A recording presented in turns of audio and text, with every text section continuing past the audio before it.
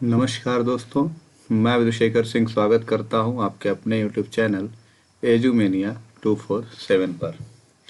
आज हम लोग यहां पर उपस्थित हुए हैं। आज का जो पूरा का पूरा सेशन है वो ये बताने के लिए आपके बीच में आया हूं कि हिंदी का टोटल टोटल जो हिंदी का सिलेबस है वो हिंदी का टोटल सिलेबस संपूर्ण पाठ्यक्रम हिंदी का कंप्लीट किया जाएगा। हमारे चैनल को सब्सक्राइब करना मत भूलिएगा। एजुमेनिया 247 ये हमारे चैनल का नाम है, एजुमेनिया 247। इसको सब्सक्राइब कर लीजिए।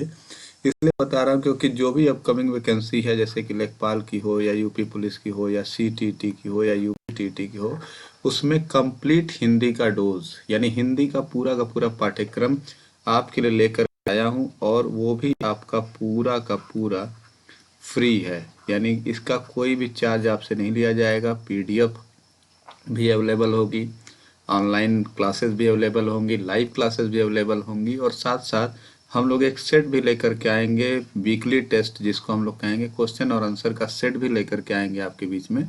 तो आज एकदम जीरो से शुरू करने जा रहे हैं कि जो जीरो होता है, यानी हिंदी में अगर आप कुछ भी नहीं जान रहे हैं तो आज हम लोग शुरू करने जा रहे हैं हिंदी का पहला सेशन, जहां पर आज हम लोग बात करेंगे हिंदी वर्ण के बारे में कि हिंदी वर्ण है क्या। तो आते हैं अपने पहले सेशन पर और बात करते हैं हिंदी के वर्ण के बारे में कि हिंदी के वर्ण। तो सबसे पहले अगर आप हिंदी में आओगे तो बात होती है वर्णों के वर्गीकरण की कि वर्ण है क्या या वर्ण कितने प्रकार के होते हैं। तो आपको बेसिक इंफॉर्मेशन होनी चाहिए कि वर्ण जो है वो दो प्रकार के होंगे। एक आपका होगा स्वर और दूसरा होगा आपका व्यंजन। एग्जामिनेशन में सबसे जो इम्पोर्टेंट प्रश्न पूछे जाते हैं लेकर के स्वरों को, वो यही पूछे जाते हैं कि स्वरों की संख्या कितनी है। तो स्वरों की संख्या 11 होती है। इसको दिमाग में बैठा करके चलना है कि स्वरों की संख्या कितनी होगी। 11 होगी, जो आपके सामने यहाँ पर डिफाइन कर दी गई है कि जो स्वर हैं उनकी संख्या 11 है और वो डिफाइन है आपके सामने। व्यंजन में आ जाए तो व्यंजन के बारे में कहा गया कि वे वर्ण जिनके उच्चारण में स्वरों की सहायता आवश्यक होती है, यानी जो बिना स्वर की सहायता के उच्चारित नहीं किए जा सकते, यानी उनके बिना व्यंजन अधूरा है। यानी कि जब तक स्वर नहीं होंगे तब तक व्यंजन नहीं होंगे। और व्यंजनों की संख्या कितनी है? तो व्यंजनों की संख्या 33 है। इसको क वर्ग में यानी क ख ग घ अंग, च छ ज ज इय, ट ठ ड ढ अड़, थ थ द ध न, प फ ब भ म, य र ल व श श ह, ये आपके व्यंजनों को डिफाइन किया गया है। कई लोगों को कंफ्यूजन हो रहा होगा भैया छत्र और ज्ञ कहाँ गए। तो परेशान नहीं होना है। छत्र और ज्ञ की अगर बात किया जाए तो ये संयुक्त व्यंजन होते हैं। यानी अगर आपसे कभी भी प्रश्न पूछा जाएगा कि संयुक्त व्यंजनों की संख्या कितनी है, तो संयुक्त व्यंजन है 3। कौन कौन से? तो 3 संयुक्त व्यंजन आपके सामने है, छ, त्र और ज्ञ। क्यों इनको संयुक्त व्यंजन कहा जाता है? तो दो व्यंजनों के योग से बने होने के कारण, यानी इनका दो दो व्यंजन को मिलाया गया तब बना। क और षटकोण श को जब मिलाया गया तो छ मिला, त्रिछ। त और र को जब मिलाया गया तो त्र मिला, और ज और इ को मिलाया गया तो ज्ञ मिला। तो यानी संयुक्त व्यंजन कितने हैं? फिर से पीछे आ जाता हूँ।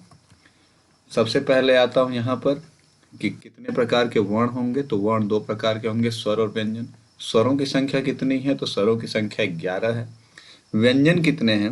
तो व्यंजनों के बारे में कहा गया कि वे वर्ण जिनके उच्चारण में स्वरों की सहायता आवश्यक होती है, यानी कि स्वरों की सहायता लिए बिना व्यंजनों का उच्चारण संभव नहीं होता। और इनकी संख्या कितनी बताई गई? तो व्यंजनों की संख्या बताई गई 33, स्वर की संख्या 11 और व्यंजन की संख्या 33। संयुक्त व्यंजन कितने हैं? तो संयुक्त व्यंजनों की संख्या बताई गई 3। संयुक्त व्यंजन कहते किसको हैं? तो दो या दो से अधिक व्यंजनों से बने होने के कारण, यानी जिनको बनाने में दो या दो से अधिक व्यंजनों का प्रयोग होता है, उन्हें संयुक्त व्यंजन कहते हैं। कितनी संख्या है? तो इनकी संख्या 3 है। क और षटकोण श को जब आप जोड़ेंगे तो क्षत्रिय छ बनेगा। त और र को जब आप मिलाएंगे तो त्र मिलेगा। ज और इय को मिलाएंगे तो ज्ञ मिलेगा। आगे चलते हैं। आगे बोला गया कैसे बांटा जाए। तो सबसे पहले तो स्पर्शी व्यंजन या वर्गीय व्यंजन। तो ध्यान देना है कि यहाँ पर सबसे शुरुआत से आते हैं। तो शुरुआत में कहा गया कि हिंदी व्यंजनों की संख्या कितनी है? तो पीछे भी बताया जा चुका है, 33 है। कितने वर्ग हैं? तो पहला वर्ग यहाँ पर बांटा गया किसका? स्पर्श व्यंजन का या वर्गीय व्यंजन का। 5 5 व्यंजनों का एक एक वर्ग। और कितने वर्ग हैं, तो वर्गों की संख्या 5 है। इस तरह से कंठ, तालु, मूर्धा, दांत और ओठ से बोले जाने के कारण इन्हें स्पर्शी व्यंजन कहा जाता है, इन्हें वर्गीय व्यंजन कहा जाता है। क से म तक के वर्णों को स्पर्श व्यंजन कहते हैं। ध्यान से सुनिएगा फिर से, 5-5 व्यंजनों का एक एक वर्ग होगा। वर्गों की संख्या 5 है, यानी कि 5-5 व्यंजनों का एक वर्ग, यानी एक वर्ग में कितने, तो 5 व्यंजन। वर्ग कितने हैं, तो 5, यानी 5 गुणे 5 यानी 25। स्पर्शी व्यंजन कितने होंगे, 25 होंगे।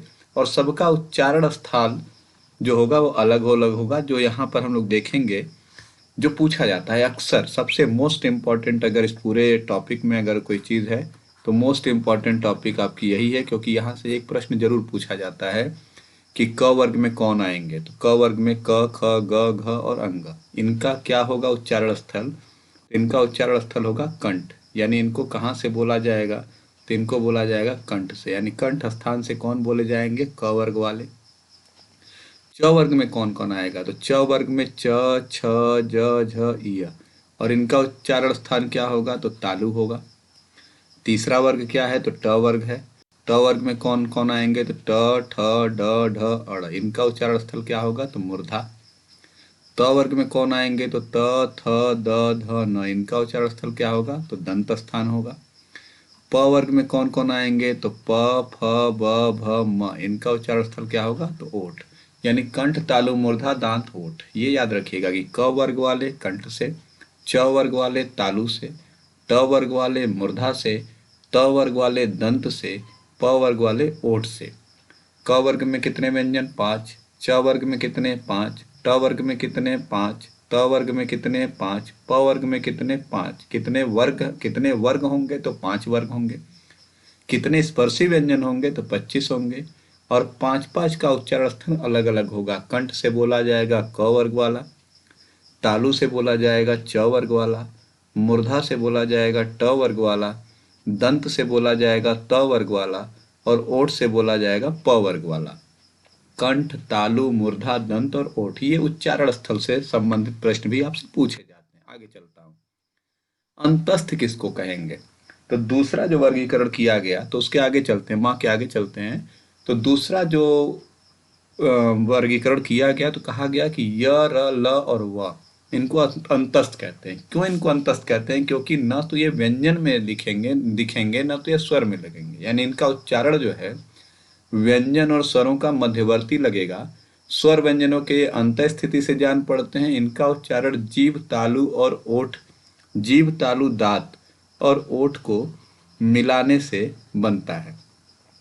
इन चारों वर्णों को अर्धस्वर, यानी कहीं भी आपसे पूछेगा अंतस्थ व्यंजन या अर्धस्वर, तो ये आपका आंसर क्या होगा, य, र, ल और व, ये तीनों क्या हैं, तो ये अंतस्थ हैं। क्यों अंतस्थ हैं, क्योंकि ये ना तो इनका उच्चारण जो है व्यंजन और स्वर के मध्यवर्ती सा लगता है। जब य आप बोलोगे तो य प्लस अ, र बोलोगे तो र प्लस अ, ल प्लस अ, व प्लस प्लस अ, यानी कि आप देख रहे हो कि स्वर और व्यंजन के मध्यवर्ती सा उच्चारण हो रहा है।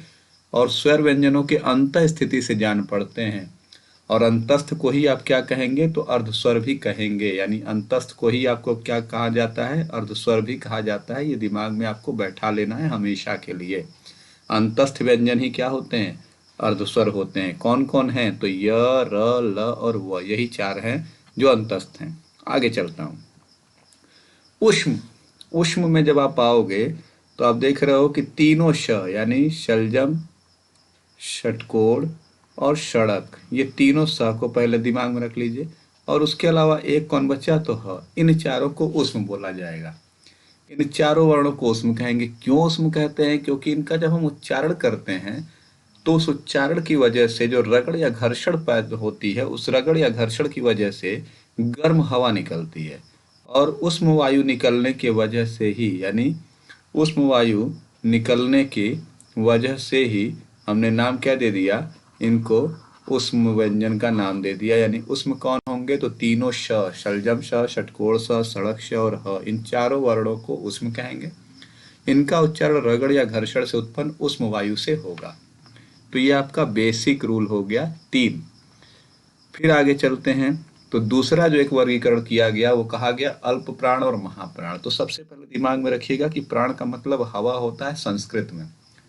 कम हवा से जो उच्चारित होंगे उनको हम अल्प प्राण कहेंगे, और अधिक हवा से जो उच्चारित होंगे उनको हम महाप्राण कहेंगे। और ध्यान देना है कि अल्प प्राण कौन है, तो प्रत्येक वर्ग, फिर से याद दिला रहा हूं, वर्ग कितने थे, तो 5 वर्ग थे। तो प्रत्येक वर्ग का पहला, तीसरा और पांचवा, ये सारे क्या होंगे, अल्प प्राण होंगे।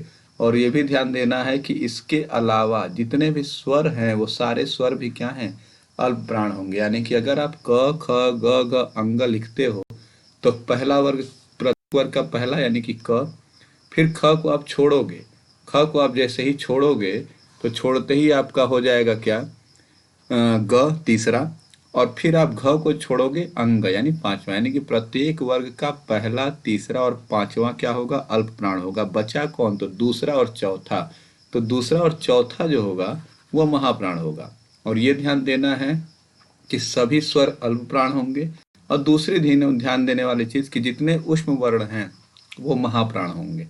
को मैं आगे और भी दिखा देता हूँ, फिर से याद दिला देता हूँ कि जिनको बोलने में कम हवा, उच्चारण करने में कम हवा का प्रयोग होता है वो अल्प प्राण होते हैं, और जिनका उच्चारण करने में अधिक हवा का प्रयोग होता है वो महाप्राण होते हैं। अल्प प्राण कौन होंगे, तो प्रत्येक वर्ग का पहला, तीसरा और पांचवा जो होगा वो अल्प प्राण होगा। उसके अतिरिक्त जितने भी स्वर हैं वो सारे स्वर अल्प प्राण होंगे। महाप्राण में आते हैं, प्रत्येक वर्ग का दूसरा और चौथा वर्ण महाप्राण है। इसमें विसर्ग की तरह ह की ध्वनि सुनाई देती है। सभी ऊष्म वर्ण यानी तीनों श और ह, यही ऊष्म वर्ण थे 4, ये सभी ऊष्म वर्ण जो हैं वो महाप्राण होंगे। आता हूं आगे। आगे जब आप आओगे तो सबके बारे में लिखवा भी देता हूं यहाँ पे कि अल्प प्राण कौन कौन से हैं। तो अल्प प्राण में ध्यान दीजिएगा कि अल्प प्राण में हमने क्या कहा कि पहला, तीसरा और पांचवा। तो आप देख रहे हो कि क, ग, च, ज, ट, ड़, त, द, प, ये क्या है, ये सारे अल्प प्राण हैं।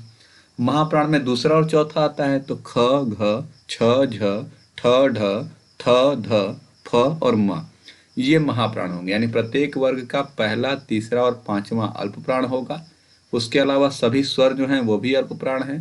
महाप्राण में प्रत्येक वर्ग का दूसरा और चौथा महाप्राण होता है, और महाप्राण में हमने क्या कहा कि सारे ऊष्म क्या होंगे, वो भी महाप्राण की स्थिति में आएंगे। तो आगे चलते हैं। अब दूसरा जो क्लासिफिकेशन होता है या दूसरा जो वर्गीकरण होता है वो सघोष और अघोष। ध्यान दीजिएगा कि जहां पर केवल घोष लिखा होगा वहां पर चर्चा सघोष की हो रही है। तो कभी कभी प्रश्न कंफ्यूज कर देते हैं, आप पढ़ के जाते हो सघोष और पूछ दिया जाता है केवल घोष। तो सघोष और घोष में कोई अंतर नहीं है। तो अब ध्यान दीजिएगा कि वर्णों में प्रत्येक वर्ग का तीसरा, चौथा और पांचवा यानी सबसे लास्ट वाले यानी क, ख, ग, घ, अंग अगर आप लिखते हो तो क, ख, ग, अंग में आप तीसरा, चौथा और पांचवा वर्ण, सभी स्वर और य, र, ल, व और ह, ये सभी क्या होंगे, सघोष होंगे। अघोष में अब बचा कौन, तो पहला और दूसरा बचा। तो प्रत्येक वर्ग का पहला और दूसरा यानी कि क और ख क्या है, अघोष हैं। बचे कौन, तो क और ख के बाद ग, घ, अंग, ये क्या है, सघोष हैं। तो पहला और दूसरा जो वर्ण होगा प्रत्येक वर्ग में वो अघोष होगा, और तीसरा, चौथा और पांचवा जो होगा वो सघोष होगा। सभी स्वर यानी जितने भी स्वर हैं, कितने, तो 11 स्वर हैं। उसके अलावा य, र, ल, व और ह, ये घोष होंगे। अघोष में आप आएंगे तो वर्णों में प्रत्येक वर्ग का पहला, दूसरा और तीनों श यानी शलजम, षटकोण और सड़क श, ये क्या होंगे, अघोष वर्ण होंगे। सघोष और अघोष फिर से याद रखिएगा कि वर्णों में प्रत्येक वर्ग का तीसरा, चौथा और पांचवा वर्ण सभी स्वर वर्ण और य, र, ल, व और ह घोष वर्ण होंगे। और वर्णों में प्रत्येक वर्ग का पहला और दूसरा और श, श और स यानी तीनों श अघोष वर्ण होंगे।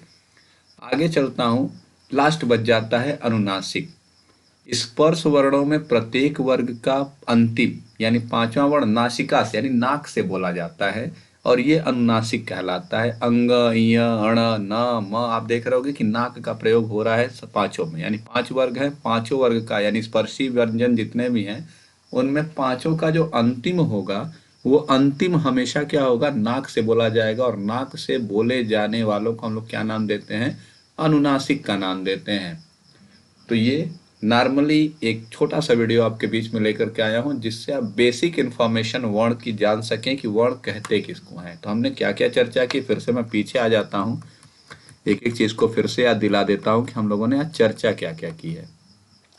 तो सबसे पहले हमने वर्णों के मुख्य भेद के बारे में पढ़ा कि स्वर और व्यंजन। तो स्वरों की संख्या 11 और व्यंजनों की संख्या कितनी, 33। आगे हम लोग चले तो कितने संयुक्त व्यंजन हैं, तो 3 संयुक्त व्यंजन है, छ, त्र और ज्ञ।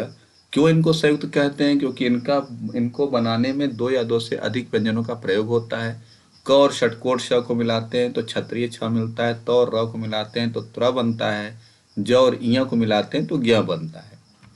आगे चलते हैं तो जब आगे आप देखोगे तो स्पर्शी व्यंजन या वर्गीय, तो 5-5 व्यंजनों का एक वर्ग बनाया गया, एक वर्ग में 5 रखे गए और सबका यानी क से लेकर के म तक, प फ ब भ म तक को स्पर्शी व्यंजन कहते हैं और सबका अलग अलग उच्चारण स्थान है। क वर्ग को बोला जाता है कंठ से, च वर्ग को तालु से, ट वर्ग को मूर्धा से, त वर्ग को दंत से, प वर्ग को ओठ से। आगे चलते हैं, अंतस्थ किसको कहेंगे, तो अंतस्थ बोलेंगे य, र, ल और व को। क्यों इनको कहते हैं, क्योंकि इनका उच्चारण जो है वो व्यंजन और स्वरों के बीच का लगता है। इन्हीं को हम लोग अंतस्थ बोलते हैं क्योंकि ये अंतः स्थिति की तरह दिखाई देते हैं और इनका उच्चारण करने के लिए हमको जीभ, तालु, दांत और ओठ सबका प्रयोग करना पड़ता है और इन्हीं चारों वर्णों को अर्धस्वर ही बोलेंगे। यानी आपसे अंतस्थ पूछे या अर्धस्वर पूछे, दोनों कंडीशन में आपका उत्तर क्या होगा, तो आपका उत्तर होगा य, र, ल और व। अंतस्थ की संख्या कितनी है, तो 4 है। अंतस्थ क्यों बोलते हैं, क्योंकि इनका व्यंजन और स्वर के बीच की स्थिति होती है और इसी वजह से इनको हम अर्धस्वर भी कहते हैं। ऊष्म किसको कहेंगे, तो श और ह यानी तीनों श और ह, इनका जब हम उच्चारण करते हैं तो रगड़ या घर्षण की वजह से हवा गर्म होकर के निकलती है, इसलिए हिंदी वर्ण में इनको ऊष्म व्यंजन के रूप में परिभाषित किया गया, जो कई बार यूपी टेट और सी टेट में पूछा गया प्रश्न है, तो इसलिए आपको दिमाग में इसको बैठा करके रखना है। आगे चलते हैं, अल्प प्राण और महाप्राण की बात किया जाए तो कहा गया कि जहां पर कम हवा का प्रयोग होगा वो अल्प प्राण होंगे, जहां पर अधिक हवा का प्रयोग होगा वो महाप्राण होंगे। अल्प प्राण किसको कहेंगे, तो प्रत्येक वर्ग का पहला, तीसरा और पांचवा क्या होगा, अल्प प्राण होगा और जितने भी स्वर होंगे वो क्या होंगे, तो सारे अल्प प्राण होंगे।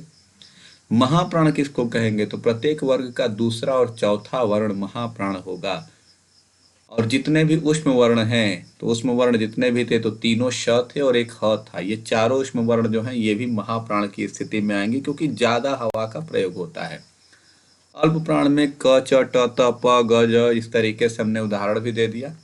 आगे चलते हैं, सघोष किसको कहेंगे, तो कहा गया कि वर्णों में प्रत्येक वर्ग का तीसरा, चौथा और पांचवा यानी अंत वाले जो हैं क, ख, ग, घ अंग में ग, घ अंग जो हैं ये क्या होंगे, सघोष होंगे। उसके अलावा जितने भी स्वर कितने, 11 और य, र, ल, व और ह जो स्पर्शी व्यंजन से बाहर निकल चुके हैं इनको हम क्या कहेंगे, सघोष या घोष बोलेंगे। अघोष बोला जाएगा तो प्रत्येक वर्ग का पहला और दूसरा यानी क और ख, च और छ, ट और ठ ये क्या होंगे, अघोष होंगे और तीनों श जो होंगे जो महाप्राण की स्थिति में आते हैं या ऊष्म की स्थिति में आते हैं उनको हम लोग अघोष की कैटेगरी में डिफाइन करेंगे। बच गया अंतिम, अनुनासिक। तो प्रत्येक वर्ग का अंतिम यानी पांचवा वर्ण, चाहे वो अंग हो, चाहे वो य हो, चाहे अड़ हो, चाहे न हो, चाहे म हो, इनको हम लोग रखेंगे किसमें, अनुनासिक। अनुनासिक क्यों बोला गया, क्योंकि इनका उच्चारण हम लोग कैसे करते हैं, नाक से करते हैं, तो नाक से उच्चारण की वजह से इनको अनुनासिक बोला जाता है। यही हम लोगों का आज का पूरा टॉपिक था। दोस्तों उम्मीद करता हूं कि आपको ये वीडियो बहुत पसंद आया होगा और अगर कोई चीज़ अच्छी बुरी या जो भी लग रही होगी या कोई भी अगर आपके दिमाग में प्रश्न चल रहा होगा तो आप कमेंट बॉक्स में लिखिए या व्हाट्सएप पे करिए या हमारे टेलीग्राम ग्रुप से जुड़िए, GS by Vidhu sir. GS by Vidhu sir नाम से हमारा टेलीग्राम चैनल भी चलता है जिसमें रोज क्विज हम लोग कराते हैं, प्रश्न उत्तर उसके ऊपर किए जाते हैं, सारे जितने भी कॉम्पिटिटिव एग्जामिनेशन हैं उनको लेकर के सूचनाएं संप्रेषित की जाती हैं। जो भी इस तरीके की समस्या होगी वो आपको टेलीग्राम ग्रुप में पूरी कर दी जाएगी। तो जिसको भी ये वीडियो अच्छा लगा होगा लाइक करना, शेयर करना और सब्सक्राइब जरूर कर देना, क्योंकि आप सब्सक्राइब करते हो तो ही हमारा मनोबल बढ़ता है और हमारा मनोबल बढ़ता है तो हम लोग बड़े मन से पढ़ाते हैं। हमारा साथ देने के लिए, हमारे साथ बने रहने के लिए आपका बहुत बहुत धन्यवाद। ऐसे ही हमारे चैनल को आप देखते रहिए। चैनल देखते रहने के लिए आप